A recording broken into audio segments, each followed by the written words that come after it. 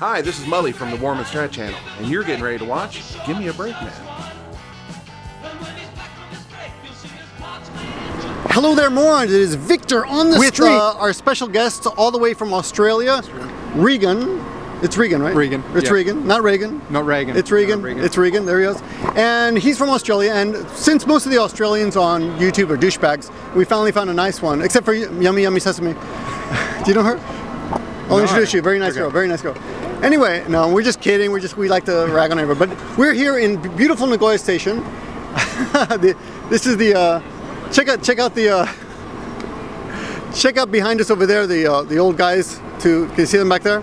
You see those guys drinking? Sitting down? They've been there since noon. We came by noon because we're going to the Spider-Man. Yes, We're going to go watch Spider-Man a little bit later today. So Yoko and I went to the movie theater to secure our tickets. But that's not why we're here today. We're just going to hear your story. Yeah. Because a lot of people want to know how to get. Yeah, well, we figured a little bit scenery. A lot of people want to know how to get to Japan, and you came. Well, I'm on a work visa now. Yes. I came over on a tourist visa. I changed it over to a work visa, and you are on what? Working holiday visa. Right. Yep. So not available for Americans, which I think is most of the people that are watching this. But for Aussies, there are a lot of people from other countries. Yep. Americans aren't the whole world. We understand that. Yeah, a little bit. I think Australians, England, Canadians, can they do working holidays? Canadians, maybe British, New Zealanders, of course. Yep. Well, a lot of people, I think. Most countries Germans. Yeah, Germans as well. Yep. Most countries get about a year, I think. If you're Australian, you get a year and a half, so 18 months. Right. I came over. The first time I came over here was last year on a what was it? Tourist visa. Tourist visa, 3 months. So I did a homestay with a family that I hadn't met before I arrived. So how did you set that up? How did you set up the homestay? Homestay, I was in Brisbane and I had first started learning Japanese. So Brisbane in Australia. I just started learning Japanese. Brisbane is in Australia for those Americans. Everyone knows Sydney. Everyone knows Australia's another country. So I went online. It was like a classifieds website for language exchanging. I wanted language exchange partners to meet some Japanese people. And they, when I went there, the first time I went there, I was meeting up with this guy to swap languages, and there was a girl he was with who both studied at the same language school in Fiji. Fiji, yeah, they went to language. Apparently, it's really cheap over there. Wait a minute, what did he study in Fiji? English. So they did language school in Fiji because it was cheaper, and then they just finished off traveling in Brisbane. Do they speak English in Fiji? They speak. Yeah, I think so. No, actually, there's an English school in the Maldives, I think, as well. Yeah, and I don't know why. It's not their native language, but yeah. Anyway, there's a school there. The school's there. It's really cheap. So if you're Japanese and you want to do language school, apparently Fiji is a really cheap place to go. And the Philippines is cheap too. Yep. And so. Yeah, I met them, and then I told them that I wanted to learn Japanese really quickly because at the time I was doing like one session a week with them, and they were telling me about language schools. I wanted to do language school in Japan, but I didn't want to spend lots of money. So he said, well, and the girl I met, she returned to Japan, and so he said, well, why don't I'll give her a call and see if you can live with her family. And yeah, so for 3 months, then he emailed them and they said, yeah, come on over. Really? And so they said, because the girl still wanted to learn English, so they said, how fast can you get here?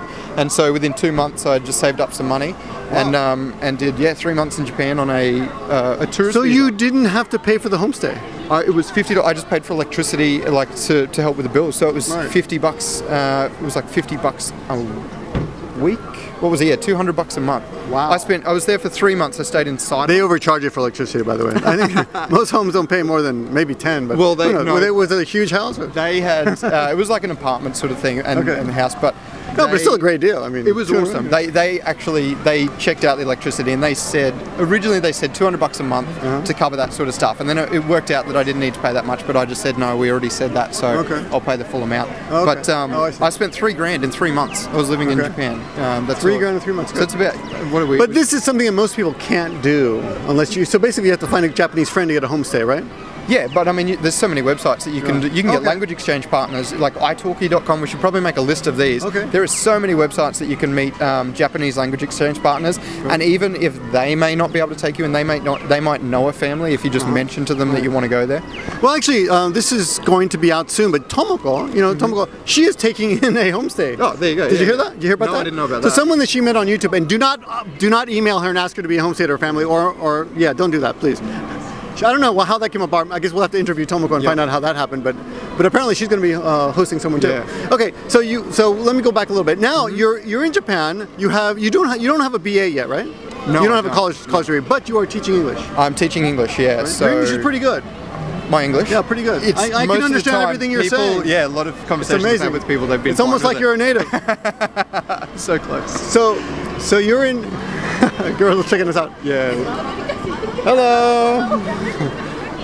So you are teaching English, and was there any problem getting the job? No, it was the first job I applied for. Can you talk about the school, or you'd rather not? You're good. You're pretty happy at your school, right? I love the school. I work at a Juku. I won't mention the name or anything like that. But I managed to get a job with the Juku, which is a cram school, an after-school school. You're not employed directly with the Juku. I'm with a separate company, and then basically I'm with this company that does English schools all over. So it's like Japan. a temp agency that sends you out. Yeah, the Juku went to this company and said we want an English teacher. So yeah, I employed by this other company, but I work at the Juku. They're the only ones that I really see. So who actually pays you? Who signs your paycheck? The Juku. I think. Juku. Yeah.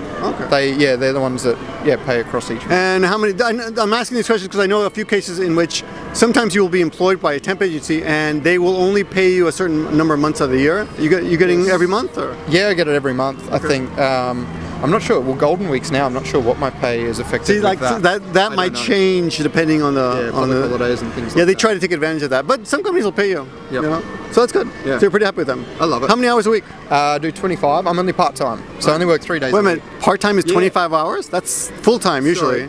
Teaching part-time? I mean, how many hours are you teaching? I should ask that question. About 15 hours. Okay, that's yeah, not about bad. 15 hours. Yeah. Okay. So I'm there 3 days a week. So okay. Can you talk about salary? You're getting at least 200,000 a month? Or? No. I'm on about 1,500. Okay. Yeah.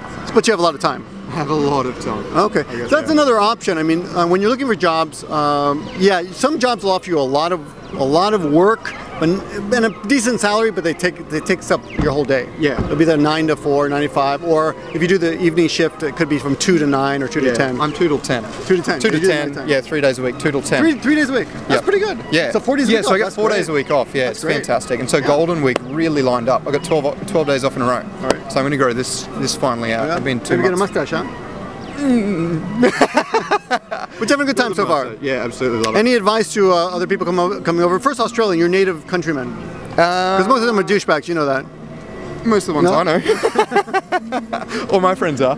No, yeah, I'd look into that visa. Like, it's an 18-month visa. It's a way to get over here. So it's 18 months the first time? Yes, so this is a working, it's a 6-month, and then you can renew it twice. Most countries can renew it 2 times. So maximum of 18 months, and then you could switch over to a student visa? Student visa, so or you get married, knock a girl up. Get married, yeah. Well, then if she marries you, I don't know if it works if you just knock her up. I'm pretty sure you have to marry her. I think you have to marry her, Yeah, so don't knock them up, marry them as well. Marrying is the point, not the knocking. No, if you are... Just practice on that part. Just quickly, just for Australians, if Japan is really what you want to do, you can come over here first on the working holiday visa for 18 months. I'd even recommend doing 3 months before that with a homestay if it's your first time and you don't speak a lot of Japanese to get set up and have someone to know, because they can help you set up for the next stage. It definitely helped me a lot because I didn't speak any Japanese when I met my host family. There was a lot of awkward pauses. Yeah, if I want to stay in... So you had no language skills at all the first time? I had been learning for 2 months by myself. They wanted to get on camera, did you see that? Oh, just jump in. I'd been learning for 2 months sort of with a tutor, but I didn't know how to learn languages. So I've learned more about learning a language since then. I'm kind of surprised that people don't know how to learn a language. Yeah. It seems kind of common sense to me, but maybe there is something to it for someone who has no idea, huh? The best thing I did was I found there was a guy called Fluent in 3 months. He's got a website, and it was just exposure. And I think TQ Sam did a video called All Japanese All the Time. Right, yeah. And it's pretty much, it's the same thing. It's the exact same message as immersion is the best way to do it. Learn words and listen a lot. All right. Yep. Okay. So we'll probably be hearing more. We will be hearing more from Regan, unless he's killed or something or deported.